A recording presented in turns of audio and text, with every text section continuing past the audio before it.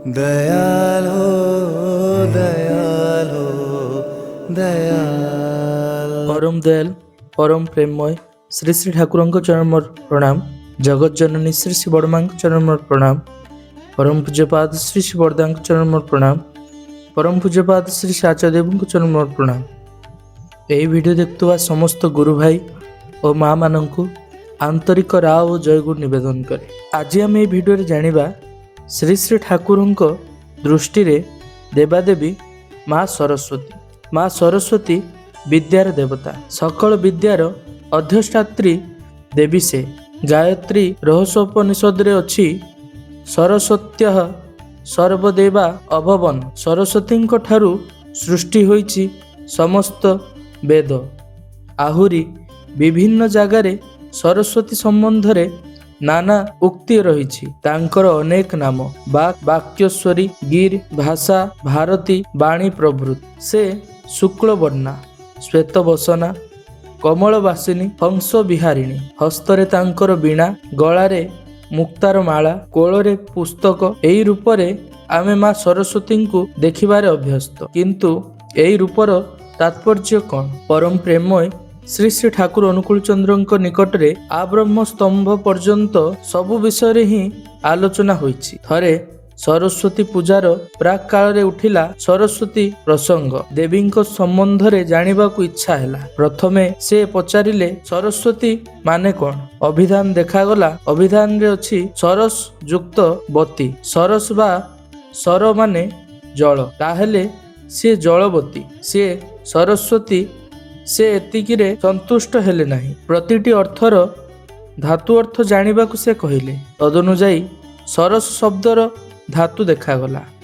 श्रु माने गति, चालिबा। श्री श्री ठाकुर कहिले ताहेले सरस्वती माने गतिमती, सी गतिर प्रतीक। गति छाड़ी भी श्रु धातुर अपर अर्थ विकसित हेबा। तेणु सरस्वती शब्द मध्यरे विकासर आकुलता भी अच्छी। सरस्वती आउ एक नाम बाक्देवी। बाक माने वाक्य बा शब्द। ताहा सुनी श्री श्री ठाकुर कहिले ताहेले सरस्वती शब्दर भी देवता। सरस्वती प्रतिमा मध्यरे सृजन प्रगति को लक्ष्य करा जाए। सरस्वती गतिर प्रतीक। सृष्टिर आदि रे भी अछि ऋतु। रु धातु गति। अंतर बुकुरे आकर्षण विकर्षणर गति मध्य देई सृष्टिर पंचम संचार। पुणी एई गति मध्यरे अछि स्पंदन। स्पंदन ही व्यक्त होई उठिछि शब्दरे। अनंत व्योमरे एई शब्द विच्छुरित होई पड़िछि नाना रूपरे। तेणु श्रीमद् भागवत रे अछि आदिरे परम ब्रह्म शब्द रूपी। तांकु उपलब्ध करिबा को हेले शब्दर उपासना करिबा को हुए।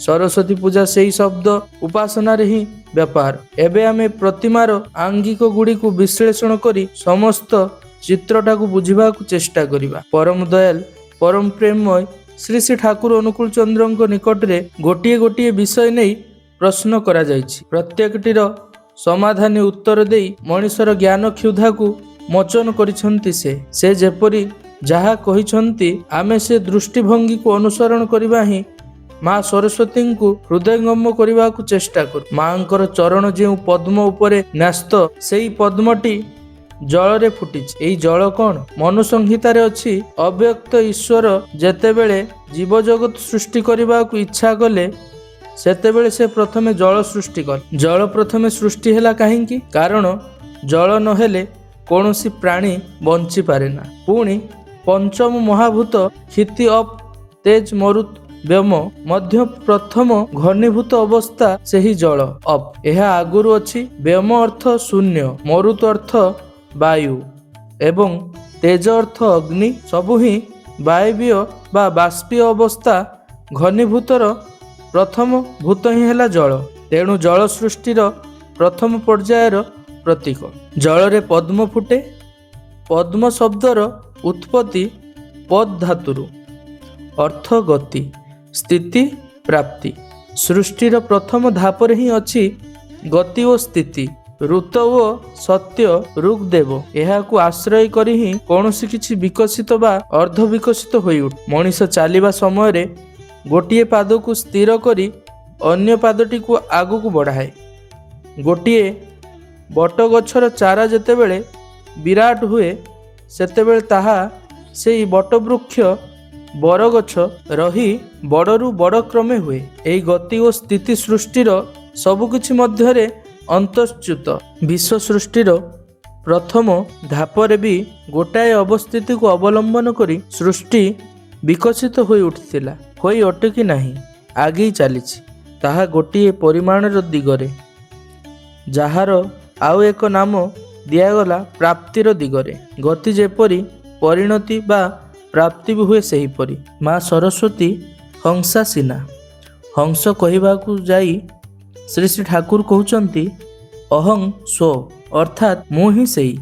ତାର ମାନେ ପ୍ରତିଟି ବ୍ୟକ୍ତି ଯିଏ ସର୍ବଜ୍ଞାନର ଅଧୀଶ୍ୱରୀ, ପ୍ରତିଟି ମଣିଷ ତାଙ୍କୁ ବହନ କରି ଚାଲୁ, ଏଇ ହେଲା ହଂସାରୂଢ଼ ଦେବୀଙ୍କର ତାତ୍ପର୍ଯ୍ୟ। ବିଦ୍ୟା ବା ଜ୍ଞାନର ଚର୍ଚ୍ଚା ଯେଉଁ ପରିବାରରେ, ଯେଉଁ ସମାଜରେ ଯେତେ ବେଶୀ, ସେମାନଙ୍କର ମନର ତାର ସେତେ ଉଚ୍ଚ ଗ୍ରାମରେ ବନ୍ଧା ହୋଇଥାଏ। ହୀନତା, ସଂକୀର୍ଣ୍ଣତା, ସ୍ୱାର୍ଥପରତା, ଅଶ୍ଳୀଳତା ସେଠାରେ ହିଁ ଠାଇଁ ପାରେ ନା। ମଣିଷର ମନ ଉଦାର ହୁଏ, ପରାର୍ଥର ହୁଏ। ସେମାନଙ୍କର ସହଜ ଧାରଣ ଓ ବହନ ଶକ୍ତି ବଢ଼େ। ଏଇଥିପାଇଁ ହିଁ ଦେବୀ ହଂସ ବିହାରିଣୀ। ତା ବ୍ୟତୀତ ଆହୁରି ବି ଅଛି। ହଂସ ହେଲା କଳନାଦୀ ବା କଳକଣ୍ଠ। କଳ ଶବ୍ଦର ଉତ୍ପତ୍ତି କଳ ଧାତୁରୁ, ମାନେ ଗତି ବା ଶବ୍ଦ। ହଂସ ରୂପୀ ପ୍ରତିଟି ବ୍ୟକ୍ତି ସତ୍ତା ହିଁ ଶବ୍ଦ ବ୍ରହ୍ମରୁ ଉଦ୍ଭୂତ। ଆଉ ସୃଷ୍ଟିର ପ୍ରତିଟି ପଦାର୍ଥ ମଧ୍ୟରେ ରହିଅଛି ଗତି ବା ଚଳମାନତା। ସବୁ ହିଁ ନିରନ୍ତର ଗତିଶୀଳ। ତେଣୁ ବିଶ୍ୱର ଅପ୍ର ନାମ ଜଗତ, ଗମ୍ ଧାତୁରୁ ଅର୍ଥ ଗତି। ତେଣୁ ଗତି ଓ ଶବ୍ଦ ହଂସ ମଧ୍ୟରେ ନିତ୍ୟ ଅବସ୍ଥିତ। ମାଙ୍କ କୋଳରେ ଥାଏ ପୁସ୍ତକ। ସେ ଯେ ବିଦ୍ୟାର ଦେବୀ, ପୁସ୍ତକ ବା ଗ୍ରନ୍ଥ ଦେଇ, ସେ ଯେ ବିଦ୍ୟାର ଦେବୀ, ପୁସ୍ତକ ବା ଗ୍ରନ୍ଥ ସେହି ବିଦ୍ୟାର ପ୍ରତୀକ। ଜ୍ଞାନ ଚର୍ଚ୍ଚା ତାଙ୍କରି କୋଳରେ ହିଁ ଲାଳିତ ହୁଏ। ଆଗରୁ କୁହାଯାଇଛି ସରସ୍ୱତୀଙ୍କ ମଧ୍ୟରେ ସୃଜନ ପ୍ରଗତି ବିକଶିତ ହୋଇ ଉଠିଛି। ତାଙ୍କ ମଧ୍ୟରେ ନିହିତ ଅଛି ସୃଷ୍ଟିର ମୂଳ କଥା ଗୁଡ଼ିକ। ସେଇ ମୂଳ କାରଣ ସହିତ ଯିଏ ଅବଗତ ହୋଇପାରେ, ତାହା ହିଁ ପ୍ରକୃତ ବିଦ୍ୟା ଲାଭ ହୁଏ। ବିଦ୍ୟା ଶବ୍ଦର ଉତ୍ସ ସଂସ୍କୃତିର ବିଦ୍ ଧାତୁ। ତାର ଅର୍ଥ ଜ୍ଞାନ, ବିଚାରଣା, ଅସ୍ତିତ୍ୱ ପ୍ରାପ୍ତି। ତାହେଲେ ଯାହାର ବିଦ୍ୟା ଲାଭ ହୁଏ, ତାର ଅସ୍ତିତ୍ୱ ରକ୍ଷା କରିବାର ଜ୍ଞାନ ଥାଏ, ବିଚାରଣ ଶକ୍ତି ଥାଏ। ମନ୍ଦକୁ ଭଲଟାକୁ ସେ ବାଛି ବାହାର କରି ନେଇପାରେ ଏବଂ ଏହି ଭାବରେ ସେ ଆଗେଇ ଚାଲେ ତାର ମୂଳ ପ୍ରାପ୍ତି ଗନ୍ତବ୍ୟର ଦିଗରେ। ସେଇ ଗନ୍ତବ୍ୟ ହେଲା ଧାରଣ ପାଳିନୀ ସମ୍ବେଗ ସିଦ୍ଧ ବ୍ୟକ୍ତିତ୍ୱ ଲାଭ, ଅନ୍ୟ କଥାରେ ଈଶ୍ୱର ପ୍ରାପ୍ତ। ଏହିସବୁ ଅବସ୍ଥାଟା ହିଁ ମାର କୋଳରେ ସଯତ୍ନରେ ପାଳିତ, ପୋଷିତ ଓ ବର୍ଦ୍ଧିତ ହୁଏ। ପୁସ୍ତକର ଅପର ତାତ୍ପର୍ଯ୍ୟ ହେଲା ପୁସ୍ତକ ପାଠ କରାଯାଏ ଏବଂ ପାଠର ଗୋଟିଏ ଶବ୍ଦ ଅଛି। ପୁସ୍ତକସ୍ଥ ପଦ ଓ ବାକ୍ୟ ଗୁଡ଼ିକ ଶବ୍ଦ ସହଯୋଗରେ ହିଁ ଗଠିତ। ଆଉ ଏହି ଶବ୍ଦ ତଥା ଜଗତର ସବୁ ଶବ୍ଦ ହିଁ ସେଇ ପରମ ଶବ୍ଦ ବ୍ରହ୍ମରୁ ଉଦ୍ଭୂତ। ସରସ୍ୱତୀଙ୍କ ହସ୍ତରେ ବୀଣା ଥାଏ। ବୀଣାରୁ ହିଁ ଧ୍ୱନି ବା ନାଦ ବାହାରିଥାଏ। ତାହା ବି ସେଇ ଶବ୍ଦ ଉପାସନାର ହିଁ ପ୍ରତୀକ। ସରସ୍ୱତୀଙ୍କର ବୀଜମନ୍ତ୍ର ୟଂ। ଏଇ ୟଂ ଧ୍ୱନି ଝଙ୍କାର ସହ ଉଚ୍ଚାରଣ କଲେ ବୀଣା ଧ୍ୱନି ଭଳି ଅନେକଟା ପ୍ରତୀତ ହୁଏ। ସାଧନ ସ୍ତରରେ ସାଧକ ଗୋଟିଏ ଜାଗାରେ ଏଇ ବୀଣା ଧ୍ୱନି ଶୁଣିବାକୁ ପାଏ। ସେଇ ସ୍ତରର ନାମ ସତ୍ୟଲୋକ, ଅର୍ଥାତ୍ ଯେଉଁଠାରୁ ଅସ୍ତିତ୍ୱର ବାର୍ତ୍ତା ପ୍ରଚାରିତ ହୁଏ। ଶ୍ରୀ ଶ୍ରୀ ଠାକୁର ଅନୁକୂଳ ଚନ୍ଦ୍ର ସାଧନାର ବିଭିନ୍ନ ସ୍ତର ସମ୍ପର୍କରେ କହିବାକୁ ଯାଇ ସେଠାରେ ସମ୍ପର୍କରେ କହୁଛନ୍ତି, ସେଠାରେ ସେଇ ରକମ ଶବ୍ଦ ହୁଏ। ଉପଲବ୍ଧିମାନ ସାଧକ ସେଇ ଧ୍ୱନି ଅନ୍ତର କର୍ଣ୍ଣରେ ଶ୍ରବଣ କରନ୍ତି। ଓଂ, ୟଂ, ହ୍ଲିଂ, କ୍ଲିଂ ପ୍ରଭୃତି ଯେଉଁ ସବୁ ବୀଜମନ୍ତ୍ର ଅଛି, ସେହିଗୁଡ଼ିକ ବି ନାଦର ବା ଶବ୍ଦର ବିଭିନ୍ନ ସ୍ତରର କମ୍ପନ। ଶବ୍ଦକୁ ଯଦି ଅଧିଗତ କରାଯାଏ, ତେବେ ସୃଷ୍ଟିଧାରାର ମୂଳ ମରକୁ ହସ୍ତଗତ ହୁଏ। ସେତେବେଳେ ବିଷୟ ଓ ବ୍ୟାପାର ସମୂହର କାର୍ଯ୍ୟକରଣ ସମ୍ବନ୍ଧ ବି ଚିତ୍ତରେ ଧରାପଡ଼େ। ତେଣୁ ସଦ୍ଗୁରୁଙ୍କ ନିକଟରୁ ଦୀକ୍ଷା ନେଇ ବିଧିମତ ନାମଜପ କରିବାର ନିର୍ଦ୍ଦେଶ ଅଛି। ଆଉ ଯେକୌଣସି ପୂଜାର ଆଗେ ହିଁ ଗୁରୁ ପୂଜା ଅପରିହାର୍ଯ୍ୟ। ସରସ୍ୱତୀଙ୍କର ଆଉ ଏକ ନାମ ଭଦ୍ରକାଳୀ, ଅର୍ଥାତ୍ ସେ କଲ୍ୟାଣ ଗତି ସମ୍ପନ୍ନ। ଭଦ୍ର ମାନେ ହେଲା କଲ୍ୟାଣ, କାଳୀ ଅର୍ଥ କଳ ଧାତୁ ଗତି। ତାଙ୍କୁ ଭଲ ପାଇ ତାଙ୍କର ସେବା କରି ମଣିଷ ଶବ୍ଦ ସ୍ତରକୁ ଆୟତ୍ତ କରିପାରେ। ଶବ୍ଦର କ୍ରମାଧିଗମନ ଏବଂ ବିଷୟ ଓ ବସ୍ତୁରେ ତାହା କିପରି ମୂର୍ତ୍ତ ହୋଇ ଉଠିଛି, ସେଇ ବିନ୍ୟାସ କ୍ରମ ଯାହା କରାୟତ ସେ ଶବ୍ଦକୁ ଇଷ୍ଟାର୍ଥେ ପ୍ରୟୋଗ ଓ ବ୍ୟବହାର କରି କଲ୍ୟାଣର ଅଧିକାରୀ ହୋଇ ଉଠିପାରେ। ସରସ୍ୱତୀଙ୍କର 8ଟି ଶକ୍ତି ଲକ୍ଷ୍ମୀ, ମେଧା, ଧାରା, ତୁଷ୍ଟି, ଗୌରୀ, ପୁଷ୍ଟି, ପ୍ରଭା, ଧୃତି। ସରସ୍ୱତୀଙ୍କର ଏକନିଷ୍ଠ ସେବକ ଯିଏ, ତା ଭିତରେ ସତ୍ତ୍ୱ ହିଁ ଏହି ସବୁ ଶକ୍ତିର ଜାଗରଣ ଘଟେ। ସରସ୍ୱତୀ ଶୁକ୍ଳବର୍ଣ୍ଣା, ଶୁଭ୍ର ବସ୍ତ୍ରାବୃତା। ଏହି ଧଳା ରଙ୍ଗର ତାତ୍ପର୍ଯ୍ୟ କ'ଣ? ଧଳା ରଙ୍ଗ ପବିତ୍ରତାର ପ୍ରତୀକ। ପୁଣି ସତ୍ତ୍ୱଗୁଣର ରଙ୍ଗ ବି ଧଳା। ସତ୍ତ୍ୱଗୁଣ ମାନେ ଅସ୍ତିତ୍ୱ, ଯାହାଦ୍ୱାରା ବଜାୟ ରହେ ତାର ଚର୍ଚ୍ଚା। ସତ୍ ଯୁକ୍ତ ତୋ ସତ୍ତ୍ୱ। ସତ୍ତ୍ୱଗୁଣର ଚରିତ୍ର ହେଉଛି ହାଲୁକା, ତା ସହଜରେ ଉପରକୁ ଉଠିପାରେ। ଉପରକୁ କିଏ ଉଠିପାରେ? ଯାହାର ପାଶ୍ଚାତ୍ ଭାଗ ଓଜନରେ ଭାରି ନୁହେଁ।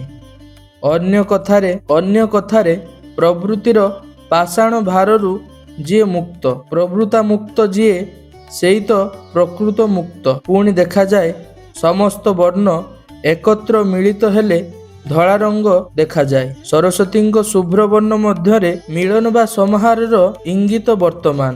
ଏହି ଭାବରେ ସବୁଟାକୁ ଦେଖିଲେ ବୁଝାଯାଏ ଯେ ସରସ୍ୱତୀଙ୍କର ଉପାସନା ମାନେ ପରମ ବ୍ରହ୍ମଙ୍କର ହିଁ ଉପାସନା, ସୃଷ୍ଟିତତ୍ତ୍ୱର ଉପାସନା।